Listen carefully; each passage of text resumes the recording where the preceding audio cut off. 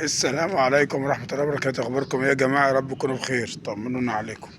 عنوان الفيديو النهاردة فعلا جامد جدا. إيه اللي يخليكي تستحملي جوزك وإيه اللي يخليكي ما تستحملوش؟ بص يا ستي، صلي على النبي كده الأول صلى الله عليه وسلم وركزي معايا. اللي يخليكي ما تستحملهوش الأول تلات أربع حاجات كده كلنا متفقين عليهم. أولا لو هو شخص يعني غير ملتزم تماما، بيشرب، آه ما بيشتغلش، شخص خالص، ما فيش خالص، ابيض يا ورد. يعني مبقاش قاعد مثلا وانت بتشتغلي، ما يبقاش مثلا بيشرب ويضيع فلوسه كلها على الحاجات اللي ملهاش لازمة، ما يبقاش مهمل، ما يبقاش معفن، ما يبقاش الحاجات اللي انت ما بتحبهاش، ومش انت، اي ست ما بتحبهاش. الراجل ده ما تستحملوش حقيقي. انا معاكي. انما تيجي على حاجات تانية، في كل الرجالة فيها طباع متشابهة، ما تقوليش ما ينفعش راجل لا يطاق، لا يطاق. ليه بقى؟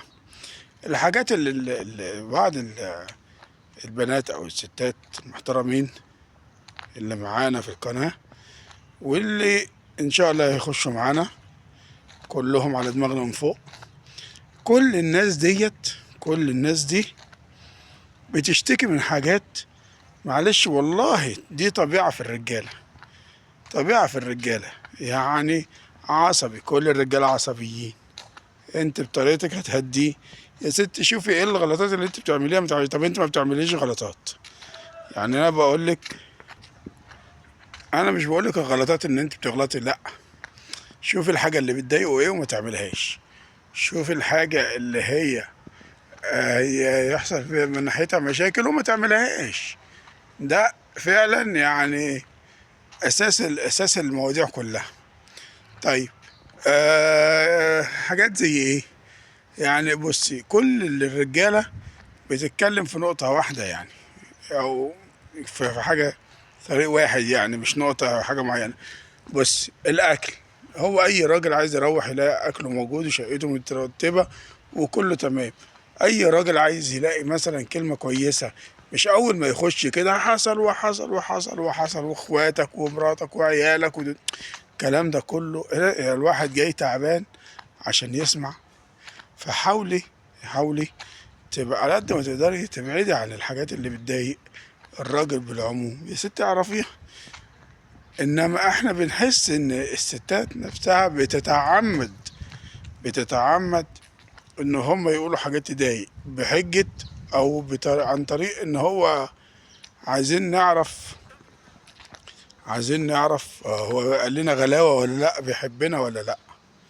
انت متخيلة انت بتتكلمي في ايه؟ والله بيحبك، والا ما كانش عاش معاك. ما فيش راجل ما بيحبش مراته ويعيش معاها. ما فيش راجل مش مستحمل مراته ومش بيعيش معاها، لا.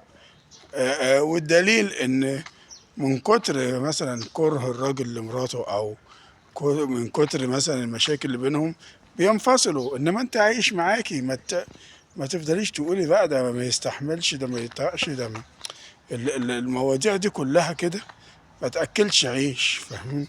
وعشان خاطر العيال، لا مش عشان خاطر العيال، لان في ناس بيبقى عندهم عيال وبيتطلقوا.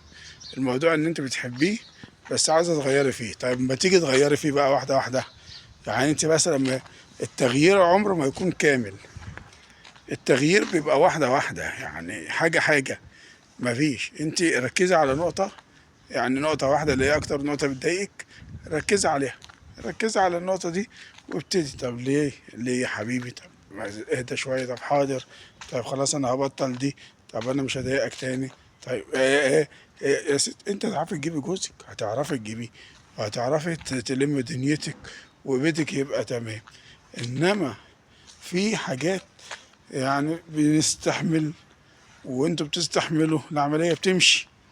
في حاجات زي ما انا قلت في اول الفيديو، في حاجات ما ينفعش تستحملي الراجل فيها.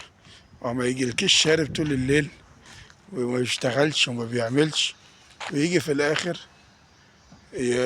تقولي مش عارف ايه، فاهمين؟ فالموضوع اصلا اكبر من كده.